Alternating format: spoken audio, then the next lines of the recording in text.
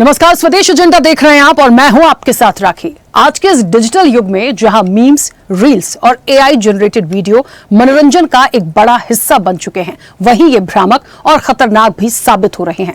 हमने देखा है कि कैसे सोशल मीडिया ने कई देशों में सरकारों को हिला दिया, फिर चाहे वो श्रीलंका हो, बांग्लादेश हो या हाल ही में नेपाल। इन्हीं चिंताओं को देखते हुए संसद की एक अस्थायी समिति ने फेक न्यूज को लोकतंत्र और कानून व्यवस्था के लिए गंभीर खतरा बताया है और इसे रोकने के लिए सख्त कदम उठाने की सिफारिशें की है। ये सिफारिशें न केवल संपादकों और मीडिया प्लेटफॉर्म की जवाबदेही तय करने की बात करती है, बल्कि एआई जनरेटेड कंटेंट पर लेबलिंग अनिवार्य करने और फर्जी खबरों के लिए जुर्माना बढ़ाने का भी सुझाव देती है। लेकिन क्या ये मीडिया की अघोषित सेंसरशिप की तरफ एक कदम है, जैसा कि विपक्ष आरोप लगा रहा है, या फिर ये हमारे डिजिटल स्पेस को साफ करने के लिए एक जरूरी कदम है? आज इसी पर विस्तार से हम चर्चा करेंगे, लेकिन उससे पहले देखिए ये खास रिपोर्ट।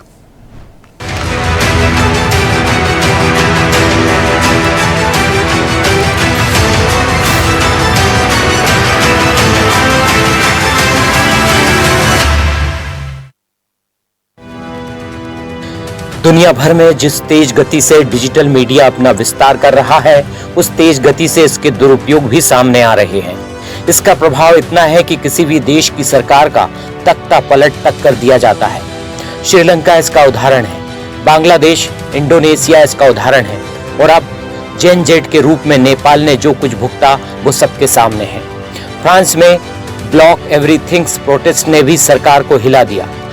कुल मिलाकर सरकारों के खिलाफ सोशल मीडिया बेंचमार्क बन गया है। इन्हीं सब चिंताओं को देखते हुए फेक न्यूज को लोकतंत्र और कानून व्यवस्था के लिए गंभीर खतरा बताते हुए संसद की स्थायी समिति ने सख्त कदम उठाने की सिफारिश की है। समिति ने कहा है कि प्रिंट, डिजिटल और इलेक्ट्रॉनिक मीडिया संस्थानों में फैक्ट चेकिंग सिस्टम और आंतरिक लोकपाल अनिवार्य हो। भाजपा सांसद निशिकांत दुबे की अध्यक्षता वाली समिति ने यह रिपोर्ट सर्वसम्मति से मंजूर की है। रिपोर्ट लोकसभा अध्यक्ष ओम बिरला को सौंप दी गई है। इसे संसद के अगले सत्र में पेश किया जा सकता है। समिति की सिफारिशों में कौन कौन से बिंदु शामिल हैं, मोटा मोटी एक नजर डाल लेते हैं। संपादकों और प्लेटफॉर्म्स की जिम्मेदारी तय हो। सामग्री प्रमुखों को जिम्मेदार ठहराया जाए। संस्थागत विफलताओं के लिए प्रकाशकों को जवाबदेह ठहराया जाए। फर्जी खबरों के प्रकाशन, प्रसारण पर नियमों में संशोधन पर बल दिया जाए। मौजूदा नियमों और दंडात्मक प्रावधानों में संशोधन पर बल दिया जाए। समिति ने गलत सूचनाओं के लिए सख्त उपायों की सिफारिश की है। फेक न्यूज से बाजार और मीडिया की साख को भी खतरा है। फेक न्यूज की परिभाषा स्पष्ट हो, जुर्माना बढ़े। महिला बच्चों पर भ्रामक सामग्री बनाने में एआई का दुरुपयोग रोका जाए। एआई से बने कंटेंट पर लेबलिंग अनिवार्य करने की सिफारिश की। इसकी लाइसेंसिंग व्यवस्था पर विचार करने को भी कहा। सीमा पार की फेक न्यूज से निपटने के लिए अंतर मंत्रालयीय टास्क फोर्स बने। मीडिया साक्षरता स्कूली शिक्षा में शामिल हो। आईटी एक्ट की धारा 79 के तहत डिजिटल प्लेटफॉर्म्स को छूट पर भी चिंता जताई। मीडिया संस्थानों में जब संसदीय समिति की सिफारिशों की चर्चा जोरों पर है, ऐसे समय में बिहार कांग्रेस द्वारा सोशल मीडिया पर की गई एक AI generated meme video post ने सियासी पारा चढ़ा दिया है। ये मीम पीएम मोदी और उनकी दिवंगत मां को लेकर बनाया गया है। इस मीम के वायरल होने के बाद पक्ष विपक्ष में बार पलटवार शुरू हो गया है। ये बहुत ही शर्मिंदगी भरा है। क्या यही स्तर है कांग्रेस पार्टी का? क्या आप हमारे प्रधानमंत्री की स्वर्गीय मां का मीम बनाते हैं, वो भी इतने घटिया स्तर का? कहां तक गिरेंगे आप? यही कांग्रेस का स्तर है। इसके हम बहुत भर्त्सना करते हैं। मोदी जी की मां आज इस दुनिया में नहीं। किसी की मां को, जिनका कोई राजनीति से लेना देना नहीं है, उनको अपमानित करने का काम कर रहे हैं। ये इस बात को दर्शाता है कि उनकी मानसिकता, कुंठित मानसिकता से वो ग्रस्त है। इनके पास कुछ कहने को है, हालांकि हमने वो वीडियो नहीं देखा, ठीक है, लेकिन इन लोगों को अपना हिसाब देने के बजाय जानबूझ के इशू को डाइवर्ट करने का अपना काम भाजपा करती है, और कोई नहीं। Where is the disrespect? Where is the disrespect shown to his late mother? उनकी दिवंगत मां के प्रति अनादर कहां है? मुझे एक शब्द, एक इशारा कहीं भी दिखाइए जहां आप अनादर देखते हैं। माता पिता का कर्तव्य है कि वो अपने बच्चों को शिक्षित करें। वो केवल अपने बच्चों को शिक्षित कर रही हैं, और अगर बच्चे को लगता है कि ये उनके प्रति अनादर है, तो ये उनका सिरदर्द है, मेरा नहीं, आपका नहीं। Is it that the BJP tries to make an issue out of everything, and tries to generate fake sympathy? There is no sympathy on these things anymore. Digital दुनिया की चकाचौंध में जहां मीम्स, रील्स, GIF और AI generated video मनोरंजन का जरिया बन गए हैं, वहीं एक दोहरा चेहरा भी रखते हैं। पलक झपकते ही किसी की भी छवि को चमकाने या बिगाड़ने की ताकत इनमें होती है। एक गलत वीडियो या भ्रामक इमेज पोस्ट जंगल की आग की तरह फैल सकती है और किसी व्यक्ति की प्रतिष्ठा, करियर और मानसिक शांति को तहस नहस कर सकती है। हाल ही में केंद्र सरकार ऑनलाइन गेमिंग एक्ट लाई है। अब संसदीय समिति की सिफारिशों पर सरकार का क्या रुख होगा, ये देखने वाली बात होगी। रही बात विपक्ष के मीडिया पर अघोषित सेंसरशिप के आरोपों की, तो ये तय करने का हक मीडिया संस्थानों पर छोड़ देना चाहिए। लेकिन सोशल मीडिया पर बैन के परिणामों को भी नजरअंदाज नहीं किया जा सकता। नेपाल इसका सबसे ताजा उदाहरण है। चैनल हेड आरपी श्रीवास्तव के साथ विजय नंदन, स्वदेश न्यूज।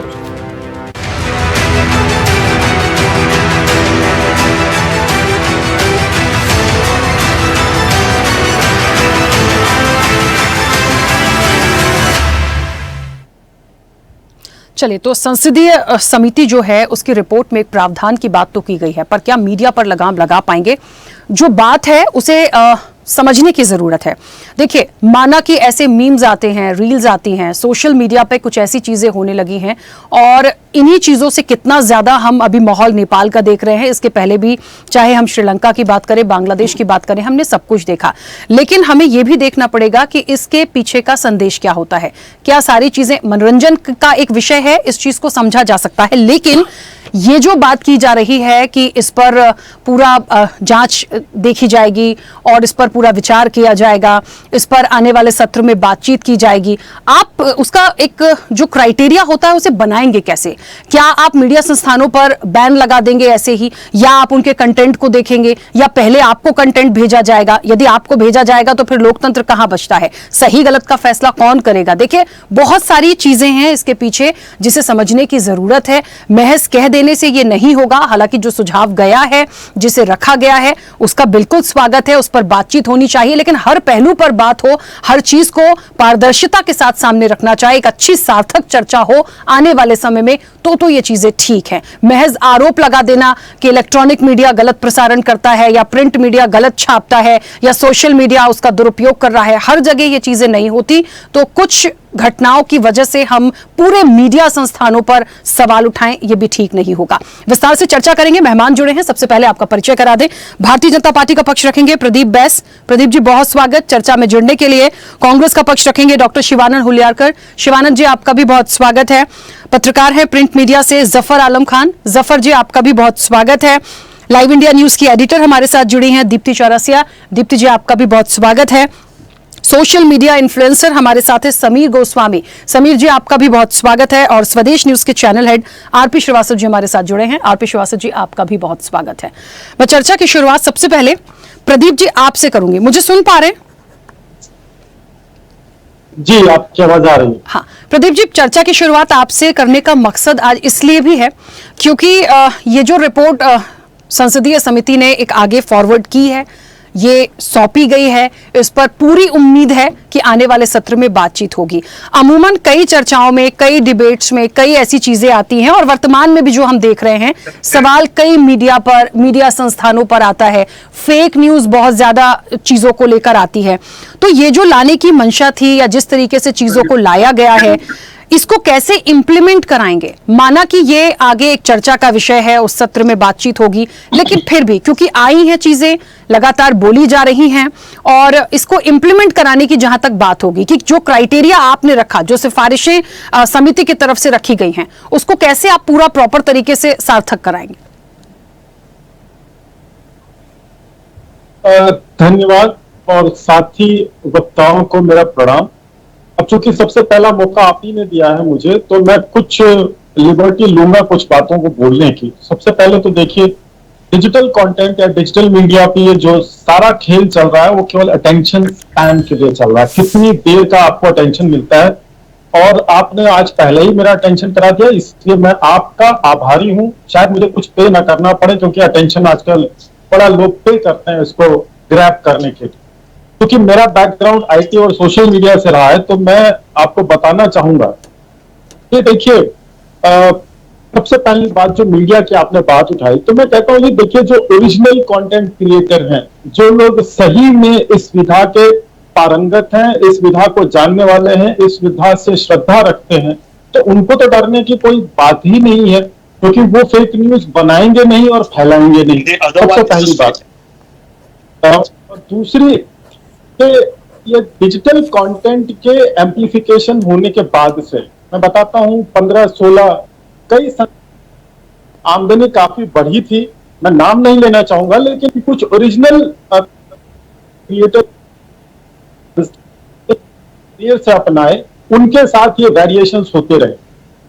उसके बाद आके अगर मैं आपको कहूं कि इसको देख करके जो जितने सारे कंटेंट क्रिएटर हर गली मोहल्ले में मोजो होने लगा, मोबाइल जर्नलिज्म होने लगा, उसमें कुछ ट्रेंड थे, कुछ अनट्रेंड थे, कुछ दूसरी विधाओं में ट्रेंड थे, और जिसमें उनको ट्रेंड होना चाहिए था उसमें नहीं थे, और उन्होंने भी कंटेंट क्रिएशन शुरू कर दिया। अब आप लोग सारे, मतलब इसमें देख रहा हूं कि मैं पत्रकार और सीनियर लोग बहुत हैं, आप बताइए क्या किसी बंदर के हाथ में अगर उस तरह चला जाए तो उसका सही उपयोग कर पाएगा? वो निश्चित तौर पर कोई नहीं कर पाएगा।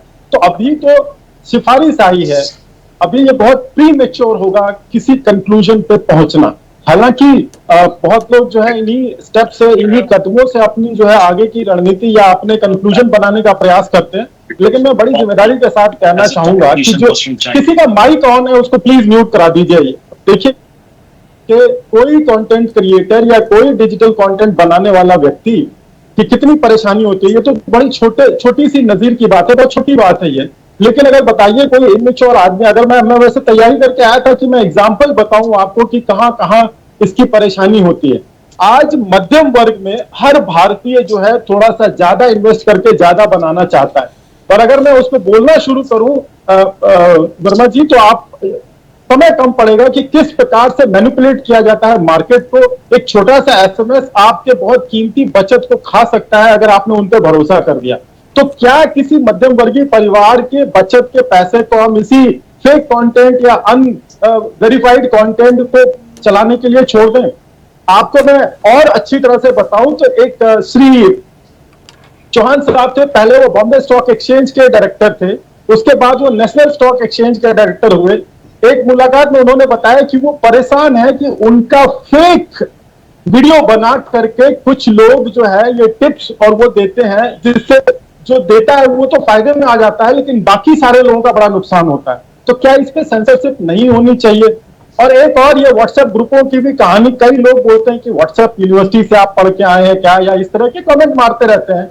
तो अगर कोई कंटेंट क्रिएटर बड़ा प्रोफेशनल है, लेकिन उसकी कंटेंट की गुणवत्ता केवल वीडियोस और विजुअल्स में अच्छी है, लेकिन उसके अंदर जो परोसना चाह रहा है वो अच्छी नहीं है या वो गलत है, तो क्या उस पर कोई कड़ाई या उस पर कुछ और नहीं होना, उस पर कोई जांच नहीं होनी चाहिए? और जहां तक रही इम्प्लीमेंटेशन की बात राखी जी, तो मैं आपको बता दूं, हम कोविड जैसी पेंडेमिक को भी इम्प्लीमेंटेशन हम कर पाए थे। भारत की जनता बड़ी समझदार है और उसके टर्म्स एंड कंडीशंस हैं और वो अपने कामों को कर लेती है। तो इम्प्लीमेंटेशन की तो चिंता हमें करने की आवश्यकता ही नहीं है। और इसी प्लेटफॉर्म से बड़ी गंभीरता से कहूंगा, जो ओरिजिनल कंटेंट क्रिएटर हैं, जो सही में जिनका धर्म, जिनका कर्म ये कंटेंट बनाना है, जो अपने पेशे से प्यार करते हैं, जो अपने पेशे का सम्मान करते हैं, उनको घबराने की कोई जरूरत नहीं। जब सैटेलाइट चैनल्स आए थे तो प्रिंट मीडिया वालों को, प्रिंट मीडिया और सैटेलाइट के, आप 25 वर्ष पूर्व की अगर आप अखबारों को पढ़ें, तो मैं किसी महान लेखक का नाम लेना चाहूंगा कि वो सैटेलाइट मीडिया पे आने वाले पत्रकारों पे उनकी क्या टिप्पणी होती थी। फिर कन्वेंशनल मीडिया में प्रिंट और सैटेलाइट दोनों साथ आ गए, और उसके बाद डिजिटल मीडिया पे जो गुत्तम पैजार होती रहती है, इस पे भी आप देखिए, ये बहुत पुरानी बातें नहीं है, केवल वर्ष 2000 से लेकर के 2025 में देखिए तो ट्रांजिशन का जो मोड है, सैटेलाइट वालों को प्रिंट वाले कहते थे ये कम अनुभवी हैं, रातों रात इन्हें सफलता मिल गई, तो इन्हें समाचार के सार का क्या पता। अब वही सैटेलाइट और प्रिंट वाले मित्र बताते हैं कि ये डिजिटल कंटेंट क्रिएटर है, इन्हें अनुभव का क्या पता। तो मैं आगे आपको चर्चा के लिए छोड़ता हूं, आगे और प्रश्न होंगे तो मैं बताऊंगा, लेकिन फिर से वही दोहराऊंगा कि जो रियलिटी को कभी भी घबराने की जरूरत नहीं है।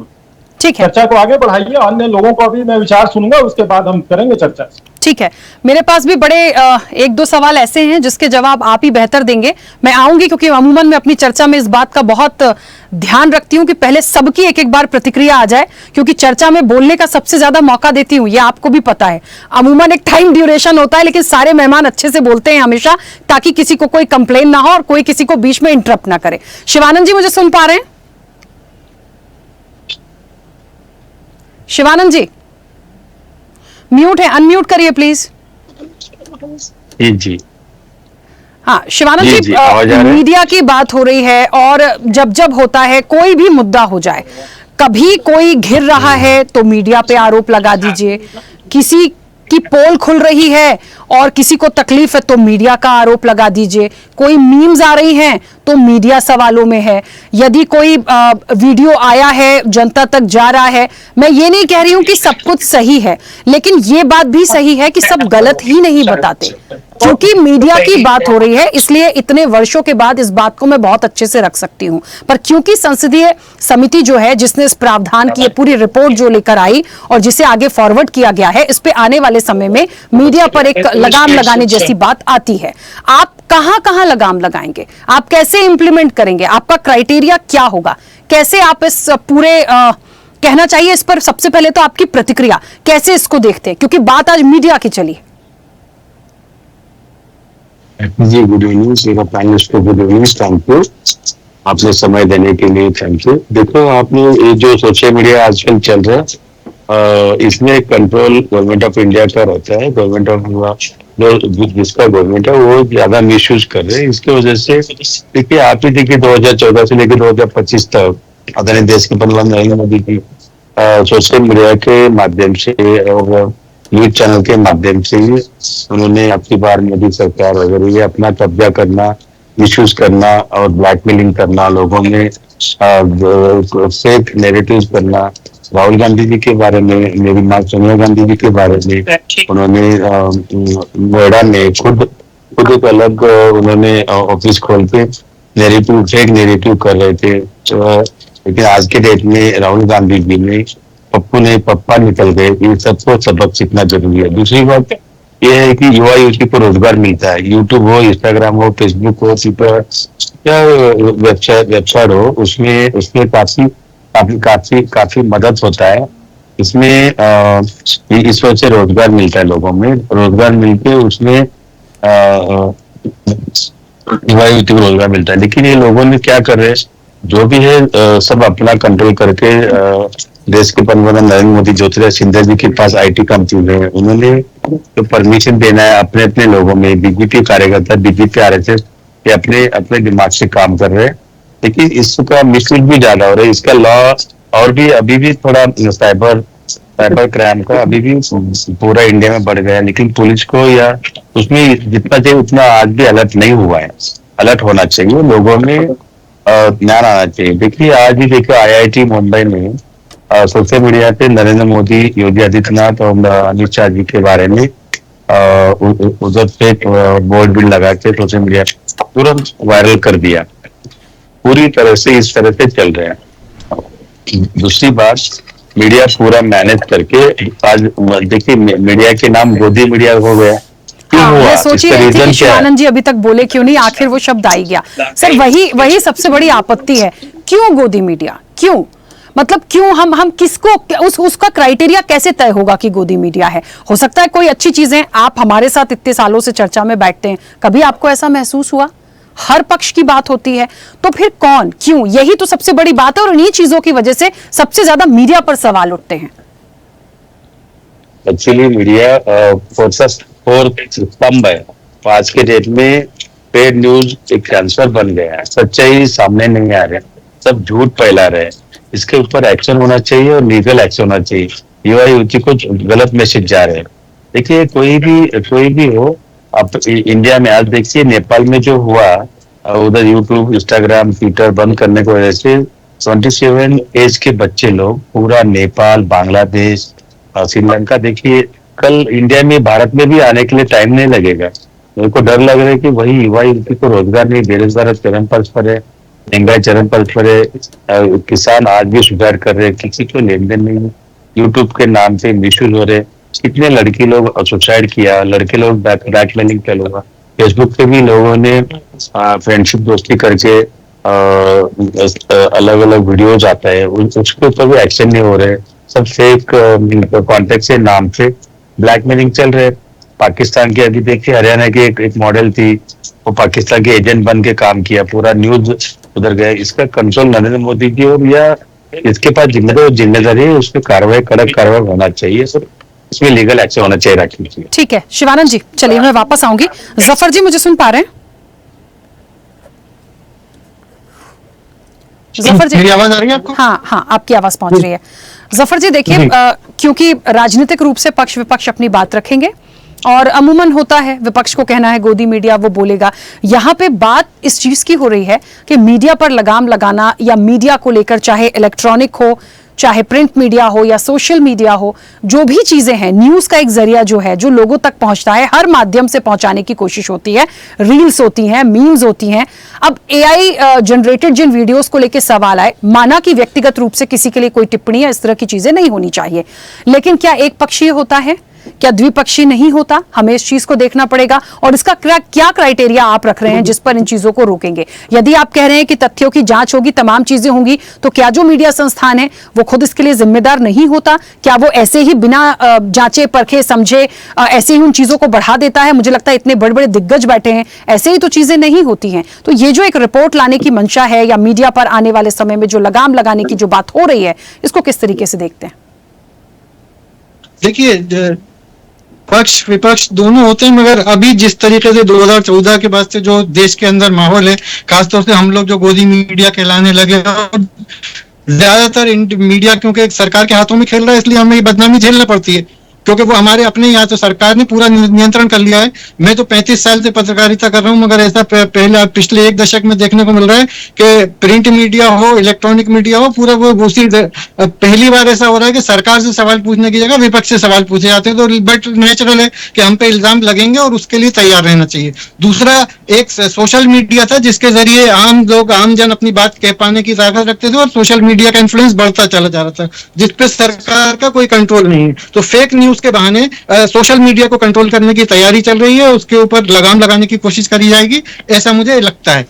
क्योंकि हमारा खुद का मेरा तजुर्बा रहा है कि सोशल मीडिया पिछले 10 साल, 7-8 साल में, 14 साल से 2014 के बाद तो एकदम तो नहीं, पर हाँ पिछले 6-7 साल से सोशल मीडिया बहुत ज्यादा पावरफुल हुआ है, और सरकार का जो भी प्रोपेगेंडा और एजेंडा होता है उसके खिलाफ लड़ने के अंदर सोशल मीडिया बहुत महत्वपूर्ण भूमिका निभा रहा है। और सोशल मीडिया की वजह से ही कुछ मुद्दे जो हैं, बड़े मुद्दे जो टोटल नेग्लेक्ट कर दिए जाते थे, सोशल मीडिया के जरिए वो उठाए जाते हैं और मजबूती के साथ उस पर सरकार भी विचार करती है और करना पड़ता है।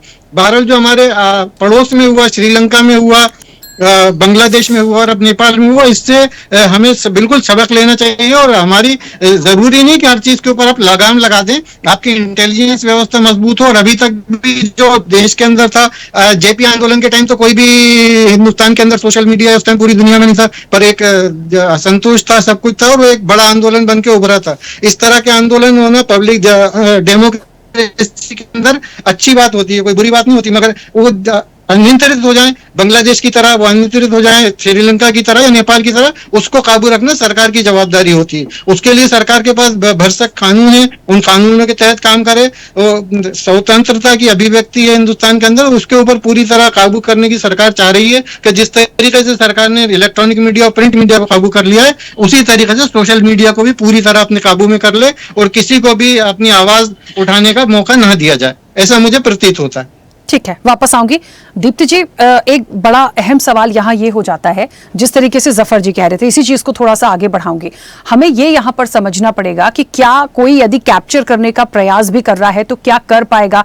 एक क्राइटेरिया रखा गया है। सबसे बड़ी बात ये होती है कि कोई भी मीडिया संस्थान हो, वो किस तरह की न्यूज बना रहा है, किस तरह की न्यूज उसकी जा रही है, वो फेक है नहीं है, इसके लिए वो खुद जिम्मेदारी लेता है और जवाबदेही तय हो जानी चाहिए। ये समिति की सिफारिश में भी है।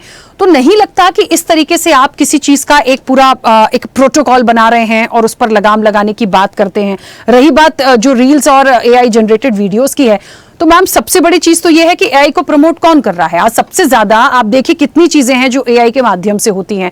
अब यदि आपको लगता है कि महिलाओं या बच्चों से रिलेटेड या किसी लीडर से रिलेटेड या किसी की व्यक्तिगत मीम्स या ये नहीं बनेगी, तो वो गाइडलाइन सरकार देखे, उस चीज पर काम करिए। सोशल मीडिया को कितना आपको प्रतिबंधित करना है, कितना आपको रिलीज करना है, ये आप गाइडलाइन जारी करिए। ऑनलाइन गेम को भी लेके तो आप प्रावधान लाए, तमाम चीजें लाएं, इस पर वर्कआउट हो सकता है। पर आप ये कहेंगे कि कंटेंट में क्या जाएगा, कैसे जाएगा, वो पहले जांच होगी फिर जाएगा, तो ये तो आप सरासर रोक रहे हैं। ये तो वाकई में मीडिया की जो आजादी अभिव्यक्ति उसको कहीं ना कहीं आप एक डेंट करने की कोशिश कर रहे हैं। देखिए राखी, सबसे बड़ी चीज़ तो यह है कि मुझे भी एक लंबा अरसा हो गया पत्रकारिता में। सबसे बड़ी चीज़ ये है कि जो असली पत्रकारिता है, या जो कहें कि जो बड़े इस्टेब्लिश मीडिया हाउसेस हैं या जो पुराने मीडिया हाउसेस हैं, उसमें पहला ही गणित हमको पत्रकारिता में सिखाया जाता था जब हम स्टूडेंट थे कि आपको ऑथेंटिसिटी चेक करनी है। भले आप खबर को ब्रेक, मैंने तो लंबे समय सिर्फ टेलीविज़न पे काम किया है कि खबर को आप आधे घंटे लेट ब्रेक करें, लेकिन उसकी ऑथेंटिसिटी होना चाहिए। तो जब मीडिया हाउसेस में पहला सबक हमको यही दिया जाता है कि चीज़ें ऑथेंटिक होनी चाहिए, आपकी इन्फॉर्मेशन ऑथेंटिक होनी चाहिए, तो फेक शब्द यहाँ अपने आप खत्म हो जाता है। बहुत सी चीजें हैं, देखिए प्रिंट मीडिया लंबे समय से चला आ रहा है, ये बात सच है कि जब इलेक्ट्रॉनिक आया तो प्रिंट वालों ने उसको क्रिटिसाइज करा, फिर दोनों मीडिया पैरेलली चलते रहे। लेकिन सोशल मीडिया के आने के बाद से माहौल काफी ज्यादा बदल गया। सबसे बड़ी बात यह रही कि कोविड के बाद सोशल मीडिया प्लेटफॉर्म आया, और इसमें कोई शक नहीं कि सोशल मीडिया प्लेटफॉर्म को सरकार ने भी कहीं ना कहीं प्रमोट करा सोशल मीडिया को, और लोगों ने तो खुद धीरे धीरे अपने यूट्यूब चैनल बनाए और सब उसमें अपने कंटेंट डालना शुरू कर दिए। अब इसमें दो तीन बड़ी बातें हैं। इसमें देखिए कि कुछ बड़े बड़े पत्रकार भी हैं जिनके अपने यूट्यूब चैनल्स हैं। अब इसमें सबसे बड़ी बात यह होती है कि जब वो किसी ऑर्गेनाइजेशन से जुड़े होते हैं तो वो अपना व्यक्तिगत बात कम रख पाते हैं, शायद मुझे ऐसा लगता है। तो जो अलग अलग चैनल्स यूट्यूब के बने उसमें वो अपनी व्यक्तिगत बात रख पाते हैं, क्योंकि उनके ऊपर किसी तरह के ऑर्गेनाइजेशन की बात नहीं है, वो स्वतंत्र तौर पे बोलते हैं। और शायद यही वजह रही कि उनको तरह तरह के नाम दे दिए गए। और सबसे बड़ी बात मैं आपको बोलूं राखी कि इतने सालों में मैंने ये देखा है कि मीडिया जैसा ईमानदार प्रोफेशन कोई नहीं होगा हिंदुस्तान में। ये मतलब हम अपने देश की बात करें, एक जो है राजनीतिक दल, अब तो राष्ट्रीय राजनीतिक दल है, उनके नेता ने कहा कि भाई ये तो सब बिके हुए हैं। मीडिया ने वो भी दिखाया कि मीडिया को बिका हुआ बोला। दूसरे विपक्षी दल ने बोला ये तो सब गोदी मीडिया है, हमने वो भी दिखाया कि गोदी मीडिया है। और आपको याद होगा कि ट्रंप जब पहली बार राष्ट्रपति बने थे तो उन्होंने भी मीडिया को बहुत खरी खोटी सुनाई।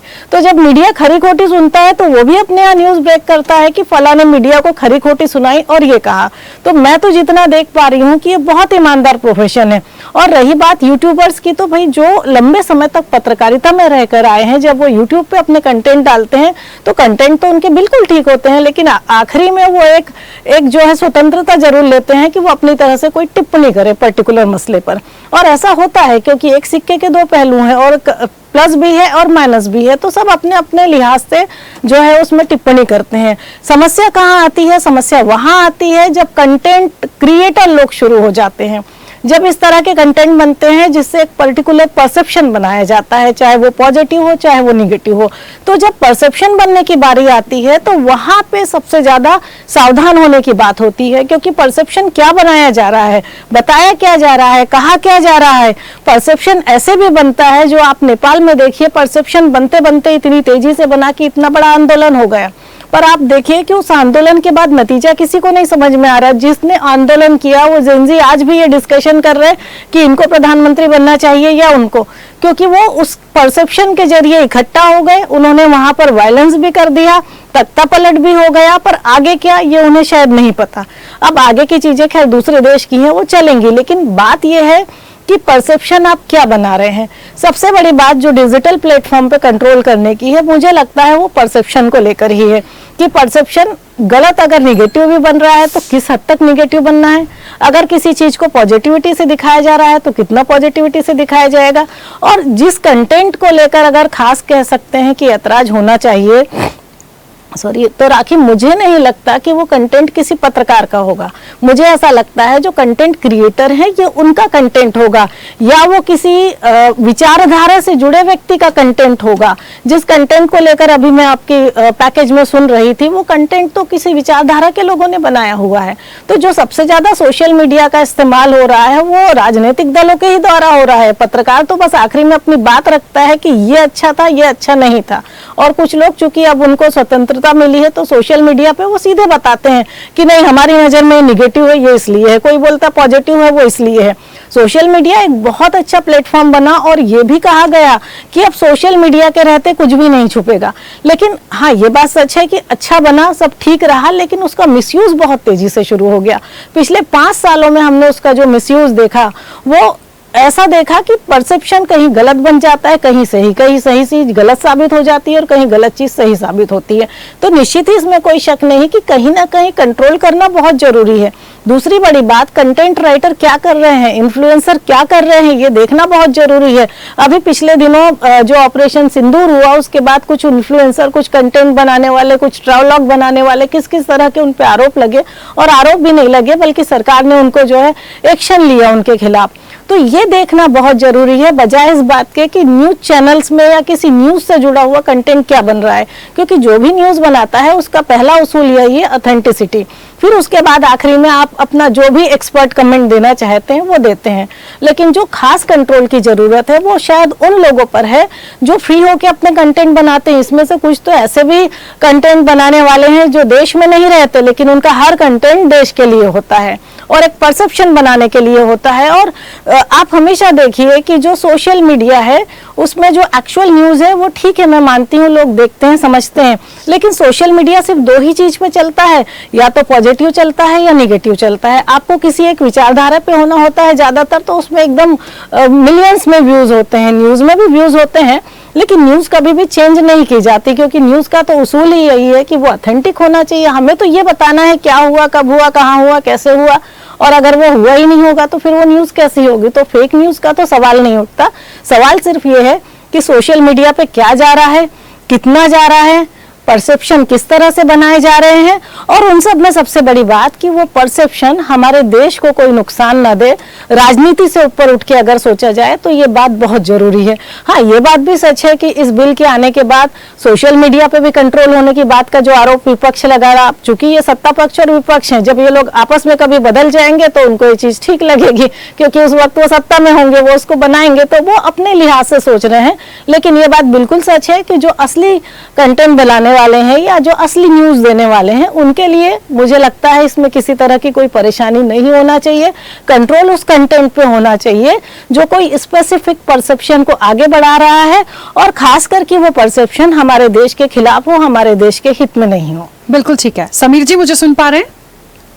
जी जी, क्योंकि आप एक सोशल मीडिया, हाँ आपकी आवाज आ रही है, क्योंकि आप एक सोशल मीडिया इन्फ्लुएंसर हैं, और सबसे ज्यादा जो बात अभी आई सभी लोगों ने कही, सोशल मीडिया सबसे ज्यादा ग्रो किया, सबसे ज्यादा चल रहा है, सबसे ज्यादा चीजें बहुत तेजी से आती हैं। इलेक्ट्रॉनिक मीडिया, प्रिंट मीडिया है सर अपनी जगह, मीडिया के कई सोर्स हैं, कई माध्यम हैं, लेकिन सोशल मीडिया का जो ग्राफ है बहुत तेजी से बढ़ा है। अब यहाँ पे कोई भी एक चीज आती है उस पर आप देखिए कमेंट आने शुरू होते हैं, वो तेजी से एकदम शेयर होना शुरू होता है, वायरल हो जाती है चीजें। यहाँ पे जो एक बात अभी दीप्ति जी भी कह रही थी कि आप उसको ये देखिए कि कितना सही है, या जो लोग सोशल मीडिया इन्फ्लुएंसर हैं या जो अपने सोशल मीडिया हैंडल से कुछ लिखते हैं या अपने यूट्यूब चैनल से कुछ लिखते हैं, ये उनकी भी तो जिम्मेदारी है कि क्या चीजें जा रही हैं, क्या नहीं जा रही हैं, उसके लिए वो खुद जिम्मेदार हैं। महज लोकप्रियता के लिए कुछ चीजें ऐसी ला देना जिसकी वजह से माहौल खराब हो जाए, ये सवाल उठता है। और ये कितना आप इसको सकारात्मक लेते हैं, क्योंकि सोशल मीडिया पर बात आई, सबसे ज्यादा उसी पर बात आई और आप उसी से जुड़े हैं, इसलिए इसका जवाब बेहतर दे पाएंगे।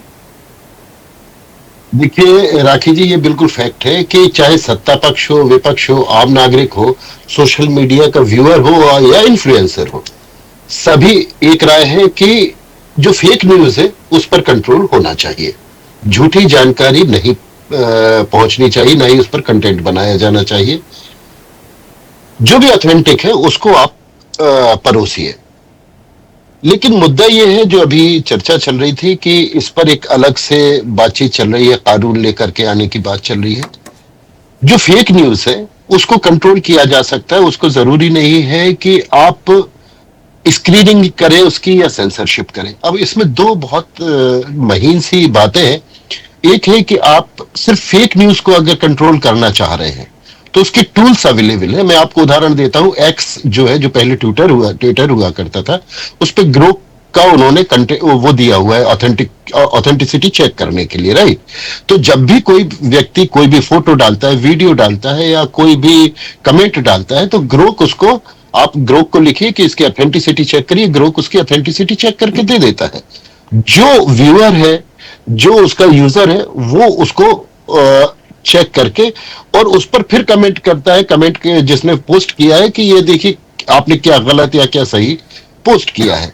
तो उसके टूल्स अवेलेबल है, उसके लिए आपको कोई नई चीज लाने की जरूरत नहीं है। रही बात यह कि फेक न्यूज से अगर नुकसान हो रहा है तो उसका भी कानून है। अदरवाइज आप बताइए, अभी तक कितने ही सोशल मीडिया पर लिखने वाले लोगों को सजा हो चुकी है, जेल हो चुकी है, सजा नहीं हुई हो लेकिन जेल हुई है और जमानत उनको लेनी पड़ी है। सजा कुछ एक लोगों को हुई हो, उन्होंने सोशल मीडिया का उपयोग किया है, इसका मतलब, और आपने उनको अगर जेल में भेजा है, इसका मतलब कानून तो है आपके पास कि आप सोशल मीडिया पर पाबंदी लगा पाएंगे।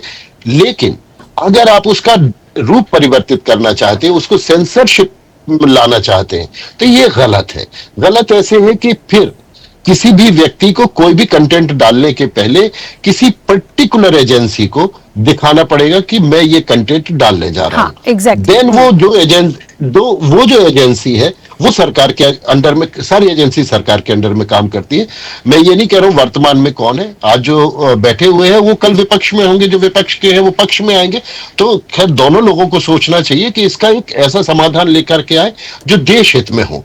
अगर हम सिर्फ इस नजरिए से देखेंगे कि हम सत्ता पक्ष में हैं तो हम अपने प्रॉफिट के लिए बात करेंगे, हम विपक्ष में हैं तो हम अपने प्रॉफिट के लिए बात करेंगे, तो कल जब ये सत्ता परिवर्तन होगा तो वही चीज जिसके लिए आपने किया है वही आपके लिए दुखदाई बन जाएगी। तो बहरहाल जो सत्ता में बैठे हुए लोग हैं या विपक्ष में, ये अगर स्क्रीनिंग करते हैं तब बड़ी दिक्कत होना शुरू हो जाएगी, क्योंकि कोई भी कंटेंट क्रिएटर उनके पास पहुंचेगा कि सर हमें इसकी दे दीजिए। अब बहुत सारी चीजें, आप पत्रकार हैं, अब बहुत सारी चीजें ऐसी होती जिनका डॉक्यूमेंटेशन नहीं होता है। कहीं कोई भ्रष्टाचार हो रहा है तो आप उसमें से कहीं से एक अंदरूनी सिस्टम से निकालते हैं कि ये हो रहा है, लेकिन उसकी ना एफआईआर दर्ज हुई।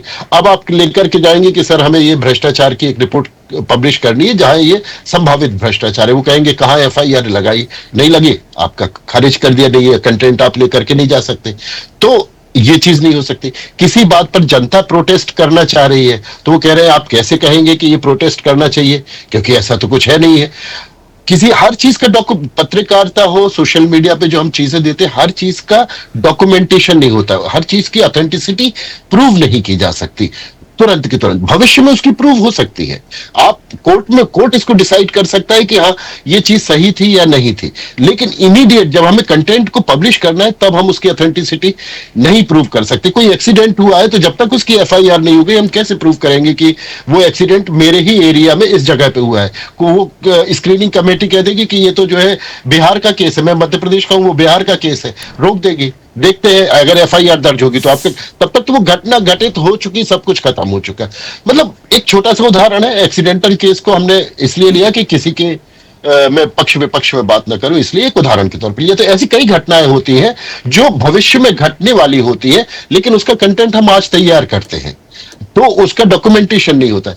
अगर ये स्क्रीनिंग कर रहे हैं, ये उस पर लगाम इस तरीके से लगाना चाह रहे हैं, तो ये निहायत गलत है।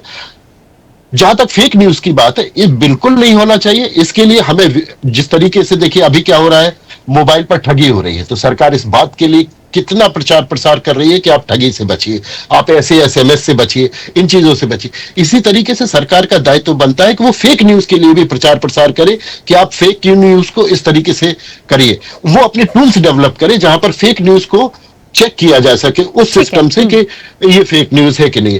तो सरकार को ये करना चाहिए, बजाय इसके कि एक और इंस्पेक्टर राज, एक और लाल फीताशाही, एक और सेंसरशिप लागू करने के, मेरा ये कहना है। बिल्कुल ठीक है। देखिए, मैंने जब इस चर्चा को शुरू किया था तभी इस बात को रख दिया था कि जो सरकार कर सकती है, आप ऑनलाइन गेमिंग के लिए चीजें कर रहे हैं, आप ठगी के लिए कर रहे हैं, आपको लगता है फेक न्यूज है, आप उसके लिए गाइडलाइंस दे सकते हैं, आपको लगता है सोशल मीडिया बहुत ज्यादा ब्रॉड हो गया है, बहुत ऐसे कंटेंट आ रहे हैं जो नहीं आने चाहिए, आप उसको बिल्कुल बैन कर सकते हैं, प्रतिबंधित कर सकते हैं।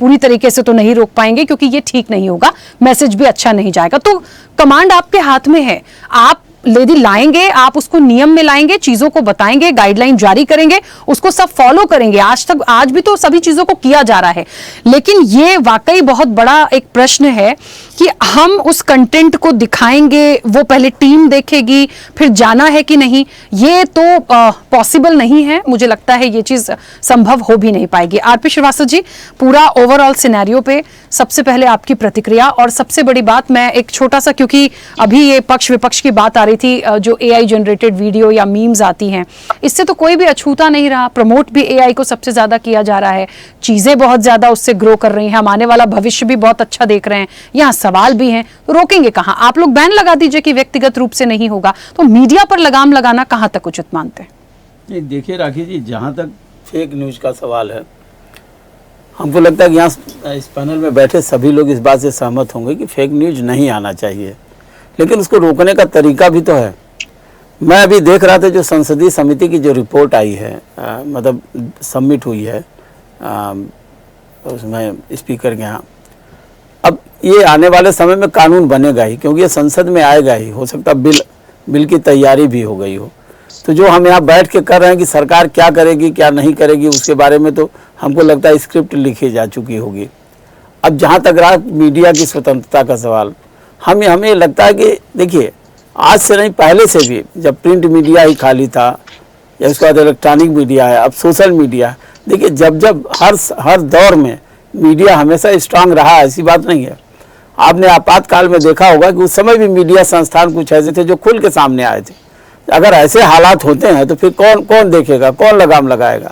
एक अभिव्यक्ति जो पत्रकारों के माध्यम से, जिसे कहा जाता है कि हम चौथे स्तंभ हैं, लेकिन उनको कम से कम एक चीज़ ये आज़ादी तो होनी चाहिए कि उसको कोई किसी सीमा में नहीं बांधना चाहिए। अब हम कंटेंट लिख के जाएंगे अप्रूव कराने, फिर हम पब्लिश करेंगे या दिखाएंगे, तो ये सब सारी चीज़ें तो हमको लगता है कि हालांकि हो सकता है कि सरकार भी इस दिशा में ऐसा कुछ ऑर्डिनेंस नहीं लाएगी या विधेयक कोई नहीं आएगा, लेकिन हाँ इतना जरूर है कि अगर इस तरह की परिस्थितियाँ आती हैं तो निश्चित रूप से ये माना जा सकता है कि एक सेंसरशिप की तरफ कहीं कहीं इशारा होगा। दूसरी सबसे बड़ी बात है कि जहाँ तक आज हम देख रहे हैं सोशल मीडिया पर बहुत सारे कंटेंट हम लोग बैठे रहते हैं, हम चैनल में बैठ के देखते रहते हैं, बहुत सारे सोशल मीडिया पर, यूट्यूब पर, तमाम जगहों पर ऐसे कंटेंट आते हैं कि जो हम खुद ही यहाँ बैठ करके मतलब हम ये गवारा नहीं करता है कि ये कंटेंट ऐसे होने चाहिए। मीडिया की अपनी एक शुचिता है और उस शुचिता को कायम रखने की ज़रूरत है। आज हम लोग पत्रकारिता के जिस दौर में पहुँच चुके हैं, यहाँ तक हमने पहले से भी देखा है कि जब भी हम लोग भी कोई रिपोर्ट फाइल करते थे या कुछ कर रहे हैं तो हम जरूर फैक्ट चेक करते थे। ये सबसे पहले दायित्व तो मीडिया का है। अब इसके लिए कोई एक जो है कमेटी बना दी जाए और उसके माध्यम से या कोई ऐसा नियम लागू कर दिया जाए, जैसे इंटरनल ओम्बड्समैन की बात होने जा रही है कि भाई आपस में बैठ के ये करिए, फिर जिम्मेदारी तय हो रही है कि जो कंटेंट राइटर है, संपादक है, मालिक है, सबको उस दायरे में लाने की तैयारी है। देखिए सरकारें अपनी, अगर उनकी मंशा की कोई बात नहीं आती है तो निश्चित रूप से ऐसे मीडिया जिन लोगों ने कंटेंट या तमाम चीज़ों के आधार पर कुछ करने का प्रयास किया तो उनके घेरे में आ जाते हैं। फेक न्यूज़, आप देखिए कितने लोगों पर केसेस दर्ज हो रहे हैं, भले वो जेल नहीं गए हों, लेकिन इतना तो है, हमने देखा कई यूट्यूबर पर केसेस दर्ज हैं। तो इन सरकार पास कानून है, ऐसा नहीं कि कानून नहीं है, लेकिन एक नए सिरे से नई जो संरचना है इस कानून की, उसी तरफ जाने की जरूरत है। और हमें ये मानना है, हम मान सकते हैं कि जो आज के दौर में जिस तरह का राखी जो परिवर्तन है, हम भी, आपने कभी कई तरह के हम मीडिया के लोगों को नाम दिया गया है, कोई ये मीडिया है, कोई जो है गोदी मीडिया है, कोई अर्बन नक्सल है, कोई कुछ है, ये तमाम शब्द गढ़े जा रहे हैं और इसके लिए जिम्मेदार राजनीतिक दल हैं। उनकी मंशा का अगर कोई काम नहीं करता तो दूसरे खेमे में चला जाता है। अगर हम कोई सही बात सीधी सपाट कहना चाहते हैं और जिसका इसमें नुकसान हो रहा होगा तो तुरंत जो है उसको कई बार ये देखा गया है कि भाई आप ये है। अभी मैं एक वीडियो देख रहा था राहुल गांधी का, वो ANI पर बाइट दे रहे थे और उन्होंने कहा कि देखिए आप तो हमारी बात दिखाएंगे ही नहीं, तो हमें ज़रूरत नहीं आपको बताने की। मेरा कहने का मतलब ऐसा भरोसा टूटा है मीडिया से लोगों का, ये भी एक है। और मीडिया की परेशानी है कि वो भरोसा कायम कैसे करे, इन दोनों के बीच में किस तरह से आएगी, इसको समझना होगा। हमें लगता है कि आज हम जो जर्नलिज्म में जिस तरह की बातें आ रही हैं, सोशल मीडिया पावरफुल हो रहा है, ये बात तो सच है, क्योंकि यहाँ लिबर्टी है हमारे पास। देखिए इलेक्ट्रॉनिक मीडिया में आप समझिए बहुत सारी गाइडलाइन है जिनको हम तोड़ सकते ही नहीं। प्रिंट में भी बहुत सारी गाइडलाइन है, उनको हम तोड़ नहीं सकते। लेकिन जहाँ लिबर्टी है और जिस परिणाम भी आप देख रही हैं, कई देशों का आपने उदाहरण भी दिया है, तो इन सारी चीज़ों को समझने के लिए अगर सरकार कुछ ऐसा ठोस कदम उठाती है तो मीडिया के लोगों को भी स्वागत करने की ज़रूरत है। हाँ, लेकिन ऐसी कोई बंदिश अगर आ गई तो ये मान के चलिए कि मीडिया को पर जो अंकुश लगाने का प्रयास हो रहा है वो हमको लगता है कि लोकतंत्र के लिए बहुत अच्छी बात नहीं होगी। बिल्कुल सही है। और सभी लोगों का एक मत इसलिए भी इस जगह पे ये है क्योंकि हम सब जितने भी लोग हैं राजनीतिक दलों को छोड़ के एक लंबे समय से इसके लिए काम कर रहे हैं। तो आप बंदिशें लगाएंगे, आप यदि रोकेंगे, आप यदि मेरे किसी कंटेंट पे जिसकी गारंटी या जिसकी जिम्मेदारी मैं लेती हूं उस पर आप कहेंगे कि नहीं पहले हम इसको तय करेंगे और फिर जाएगा, तो फिर मेरे उतनी मेहनत का, मेरे कंटेंट का, मैं जो रखना चाह रही हूं जनता तक, उसकी वैल्यू क्या रह जाएगी। तो बिल्कुल कुछ और इसके दूसरे सॉल्यूशन निकाले जाने चाहिए। इस पर तो रोक मेरे ख्याल से ठीक नहीं होगी। खैर आने वाले वक्त की बात है। समय की सीमा है, बहुत जल्दी से मैं चाहती हूं कुछ ऐसी चीजें भी हैं जिस पर प्रतिक्रिया आना बहुत जरूरी है। प्रदीप जी, अब क्योंकि सभी लोगों की प्रतिक्रिया आ गई, बस थोड़ा सा अब मैं समय कम दूंगी, मैं चाहती हूं जल्दी अपनी बात रखिए। एक बात निकली प्राइम मिनिस्टर नरेंद्र मोदी की जो माता जी हैं उनको लेके एक जो आया वीडियो, उसको लेके बहुत ज़्यादा बवाल हुआ, उसके लिए कांग्रेस को बहुत खरी खोटी सुनाई गई है। उधर से शिवानंद जी कहते हैं कि आप लोगों ने भी तो राहुल गांधी जी की माता जी को छोड़ा, आपने सोनिया गांधी के लिए इतनी चीज़ें बोली हैं, करी हैं, वीडियोस आए, क्यों सर आप लोग खुद ही बंद कर दीजिए ना, या इस तरह के जो बनाता है उनको खुद ही बैन कर दीजिए। मैंने शुरुआत में भी इस चीज़ को बोला, इस चीज़ की एक गाइडलाइन जारी करिए ना, ताकि व्यक्तिगत रूप से इस तरह की चीज़ें ना हो। वो तो लोगों के लिए मनोरंजन हो गया। देखिए जो देख रहा है वो हंस रहा है, जो समझ रहा है वो यही कह रहा है कि व्यक्तिगत नहीं होना चाहिए, पर कौन इससे अछूता है मुझे बताइए। ना आप, ना कांग्रेस, ना कोई दूसरा राजनीतिक दल। अनम्यूट करिए, अनम्यूट। हाँ राखी जी, आपने दो बातें बोली कि आप खुद ही बंद कर दीजिए या गाइडलाइंस लाई। तो पहले ये निर्णय हो जाए कि आप बंद करने पे ज्यादा प्रकाश डालना चाहती है या गाइडलाइंस पे ज्यादा प्रकाश डालना चाहती है। गाइडलाइन की जहां तक बात है, देखिए सरकार उस दिशा में काम कर रही है और काम हो रहा है, तभी तो हम चर्चा पे बैठे हैं। सर व्यक्तिगत रूप से यदि किसी के लिए है तो बंद कर दीजिए। व्यक्तिगत रूप से यदि किसी की दिवंगत माता जी के लिए है तो वो कोई भी हो, वो जीवित हैं, उनकी मृत्यु हो गई है, बंद कर दीजिए। व्यक्तिगत रूप से मुझे नहीं लगता कि इस तरह की चीजें अच्छी लगती हैं। सर कहाँ अच्छा लगेगा, मेरी माता जी के लिए कोई ऐसी मीम्स बनाएगा, मैं नहीं, आपने बोला कि तय कर लीजिए तो मैंने तो तय कर लिया, व्यक्तिगत रूप से बंद कर दीजिए। ठीक है राखी जी, देखिए आपके इस अभी वर्तमान के जो चर्चा का पैनल है उसके संबंध में और आप और पूरे कार्यक्रम और चैनल के संबंध में मैं कोई राजनीतिक बातें नहीं करना चाहता। अदरवाइज मैं एक राजनीतिक कार्यकर्ता हूं और मैं राजनीति की बातें शुरू करूंगा तो फिर आपका जो कम समय वाला टैब है वो खत्म हो जाएगा। शुरुआत बिहार से हुई, बस इतना ही कह के खत्म करता हूं। जब विपक्षी दल एक स्तर से नीचे आ जाते हैं तो अभी कंटेंट की सेंसरशिप की बात, अगर हम इसको मैं अगर दूसरे शब्द में बोलूं कि फेक कंटेंट को स्प्रेड होने से रोका जाए, ये प्रयास सरकार कह रही है। और कुछ लोग ये क्यों जबरदस्ती मानना चाह रहे हैं कि ये हमारे कंटेंट को सेंसर कर दिया जाएगा।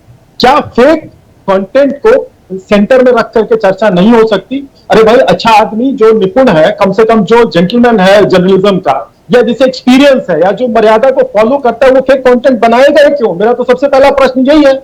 मैं तो नहीं मानूंगा कि वो कभी जीवन में बनाएगा। जो पत्रकारिता से इतने सालों से जुड़ा हुआ है वो क्यों बनाएगा फेक कंटेंट? हाँ, वो व्यक्ति है, वो नोटा नहीं है, उसके भी विचार हो सकते हैं, तो इतनी तो उसको भी आजादी मिलनी चाहिए कि वो थोड़ा सा अपने मन की बात करे। लेकिन जो ऑफिशियली जो प्रोफेशनल जर्नलिस्ट है या जो कंटेंट क्रिएटर है, वो क्यों फेक कंटेंट बनाएगा? सबसे पहली बात। दूसरी बात कि फेक कंटेंट नॉन प्रोफेशनल या ऐसे भी लोग बनाते हैं जो कि व्यवसाय या पेशे से पत्रकार नहीं है, उनका क्या होना चाहिए? क्या वो जो प्रोफेशनल लोग उनकी गरिमा नहीं गिर रही है ऐसा होने से? तो मेरे प्रश्न का आप ये जवाब दीजिए कि क्या उन लोगों पे सेंसरशिप या उन लोगों पे कोई टैब नहीं होना चाहिए जिससे कि वो इस पेशे को, इस व्यवसाय को बदनाम करने से बचे?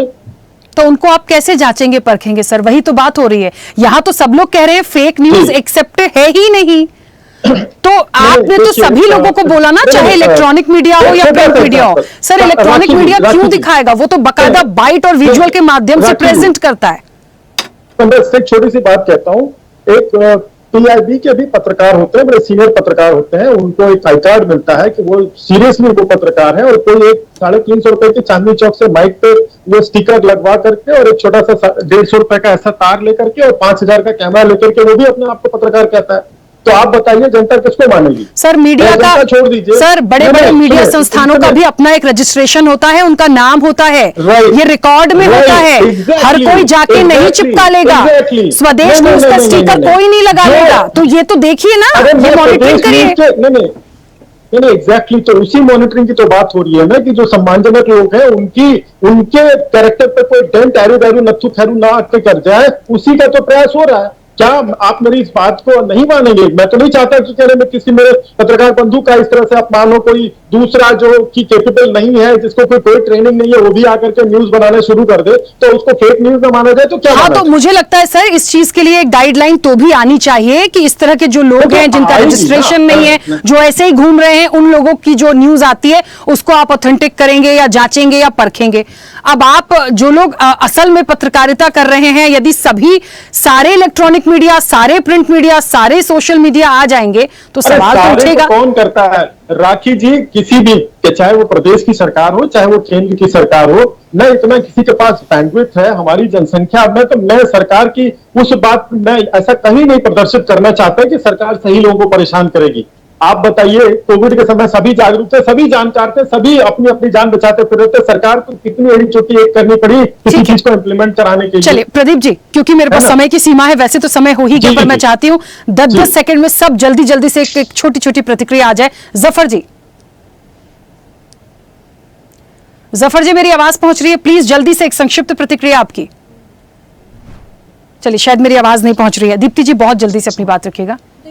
बात हुई पैनल में, जो डिस्कशन हुआ, ये बात सच है कि उसमें फेक न्यूज लिखा गया है। संसदीय समिति ने पूरा उस पर काम किया है, लेकिन तब भी मुझे ऐसा लगता है कि फेक न्यूज ना होके इसको कहीं ना कहीं फेक कंटेंट जैसी बात होनी चाहिए। बात फिर वही है, जो परसेप्शन बनाते हैं, गलत परसेप्शन बनाते हैं, उसकी है। क्योंकि कोई भी जिम्मेदार न्यूज ऑर्गेनाइजेशन कभी फेक न्यूज नहीं दिखाता है। जितने भी मेनस्ट्रीम मीडिया है, आप उठा के देख लीजिए, कहीं भी कोई फेक न्यूज आती हो तो बताएं। तो जो कुल मिलाकर डिजिटल प्लेटफॉर्म की बात हो रही है, वो सिर्फ जो उनकी बात हो रही है जो कंटेंट बनाते हैं, और उसमें भी जैसे सर हमारे साथ बैठे हैं, सर बता रहे, फैक्ट चेक भी होता है, ट्विटर पे भी होता है, सभी जगह होता है, सर बता चुके। जी 5 सेकंड प्लीज। मीडिया संस्थानों की बात कराएं तो मैं नाम नहीं लूंगा, लेकिन नोट में चिप लगी थी। मैं किसी का पक्षधर नहीं हूं, मैं किसी का विरोधी नहीं हूं। तो बहुत बड़ा मीडिया संस्थान था, और अगर अब मैं उसको कहूं कि वो फेक न्यूज फैला रहा था तो क्या मैं गलत होऊंगा? नोटबंदी तो के बाद फिर वैसे तो मैं भी नाम नहीं लूंगी, लेकिन फिर वो जो गोदी मीडिया करके आप लोगों ने करा ना लोगों को, और ये इतनी जो चीजें आ गई हैं और इतनी चीजें आती हैं, उसके पीछे किसका हाथ होता है?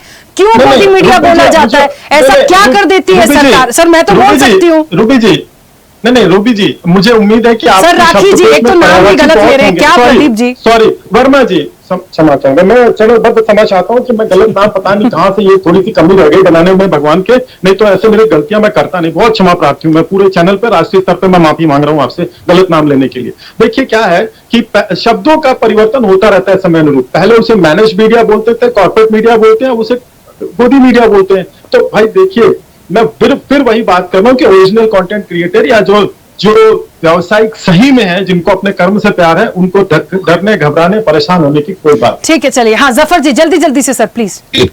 मैं ये बोल रहा था कि हम पे लेबल इसलिए लगता है इस तरीके का, क्योंकि जब हम ये खबर चलाते हैं कि इस्लामाबाद पे कब्जा कर लिया, लाहौर पे हमारी सेना पहुंच गई, इस तरह की होती है, तो हमें गोदी मीडिया सुनना पड़ता है और सुनेंगे आगे भी। अब इसकी सीधी बात ये है कि पर इस तरह की खबरें सरकार द्वारा पोषित मीडिया से ही चलती हैं, मगर जो इंडिपेंडेंट काम करने वाले लोग हैं, जो अपने चैनल चला रहे हैं, यूट्यूब चैनल चला रहे हैं या डिजिटल प्लेटफॉर्म्स पे हैं, उनके भी जो जिम्मेदार लोग हैं वो जिम्मेदार होते हैं, अपने आप में जिम्मेदार होते हैं। ऐसा थोड़े कि गैर जिम्मेदारी से कुछ भी चला देंगे और वो बच के निकल जाएंगे। अभी कानून है उसका, और उस कानून के तहत उन पे कार्यवाही भी हो रही है। बहुत से लोगों पे गलत, बहुत से लोगों लोगों पे सही कार्रवाई हो रही है। तो ऐसी क्या जरूरत पड़ रही है कि कानून होने के बाद भी एक और कानून लाने की बात हो रही है? ये सेंसरशिप वाली बात है, सेंसरशिप तो कतई मंजूर नहीं होना चाहिए। ठीक है समीर जी, हाँ समीर जी कुछ कहना चाह रहे थे, जल्दी से बोलिए। मैं प्रदीप जी से बिल्कुल माफी चाहता हूं, मैं व्यक्तिगत कोई आप पर टिप्पणी नहीं करूंगा, लेकिन आमतौर पर जितने लोग होते हैं जो राजनीति से जुड़े होते हैं वो अदर प्रोफेशन को बहुत अलग तरीके से देखते हैं। जैसे प्रदीप जी ने कहा कि कोई भी पत्रकार बन जाता है चांदनी चौक से, उसने ना कोई पत्रकारिता की डिग्री करी है ना उसका कोर्स किया है, और ऐसे लोगों पर नकेल कसना।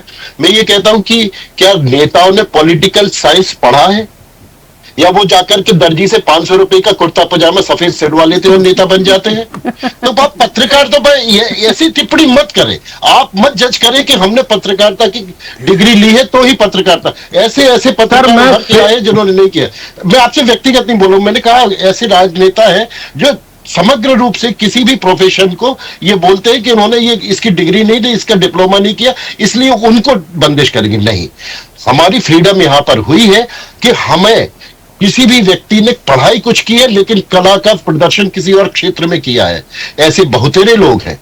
तो ये सम्मान हमें हर प्रोफेशन में, हर कला में करना चाहिए कि आप जरूरी नहीं है कि आप पढ़ाई करें, आप बिल्कुल आइए। एक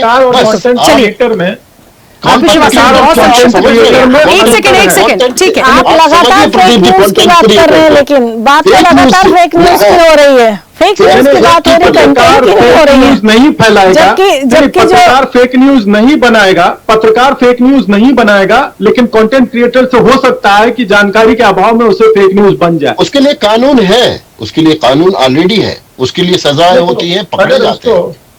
अगर उसको दुरुस्त किया जा रहा है तो उसमें कोई बुराई तो नहीं होनी चाहिए। सेंसरशिप जैसी कोई बात हो रही है तो बिल्कुल बुराई है, बिल्कुल गलत है, बस वहां बुराई है। जितने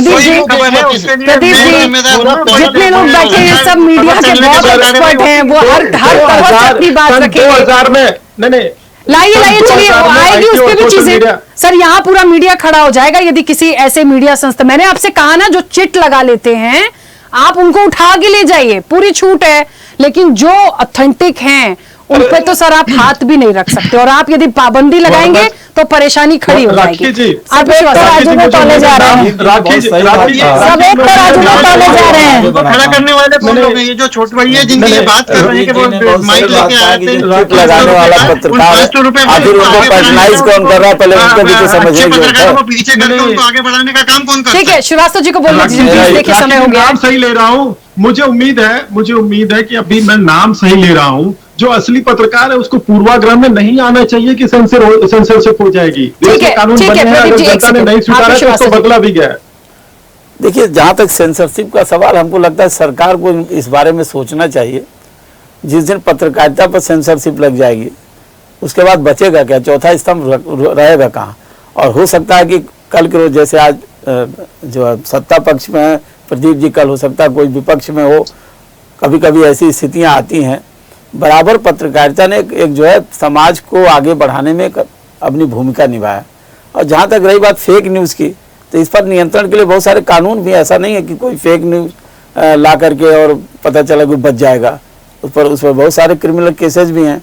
तो मैं ये कहता हूँ कि यहाँ पर जो आप अभी पैटर्नाइज करने की बात है, यहाँ आप देखिए ऐसे तमाम लोग हैं।